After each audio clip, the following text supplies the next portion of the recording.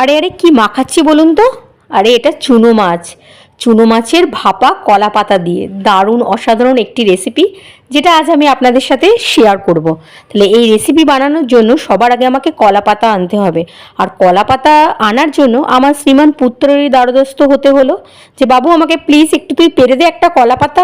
সে বেচারা মুখ বেজার করে উঠেছে, ভিডিও করছে মা, এখন কলা পাতা পারতে হবে তাকে।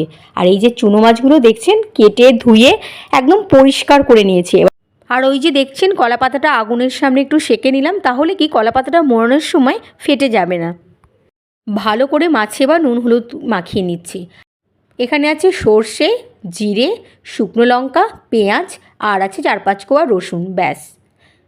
টেস্ট হওয়ার জন্য শিলনোড়ায় বেটেছি, আপনারা চাইলে মিক্সারেও বাটতে পারেন। কলা পাতাটা এরকম কোনো থালায় আগে সাজিয়ে নেবেন, তারপরে মাছগুলো একে একে দিয়ে দেবেন।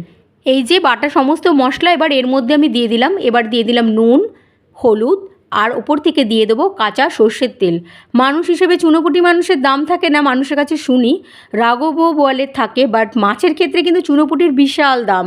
একবার এই মাছ খেয়ে দেখবেন, চোখের জ্যোতি থেকে আরম্ভ করে সব কিছুই ভালো থাকে।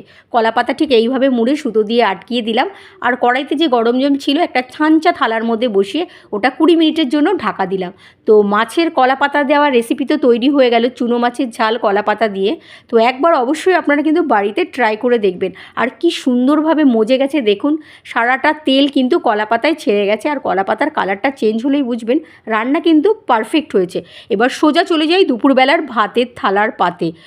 কলা পাতায় চুনো মাছ ভাপা খাওয়ার জন্য আমার ঘরের সবাই বসে আছে। এবার তাড়াতাড়ি করে চটপট করে বেড়ে দিই, তাহলে আপনারাও বানিয়ে ফেলেন কলা পাতায় ভাপা চুনো মাছ বা চুনো মাছের ঝাল।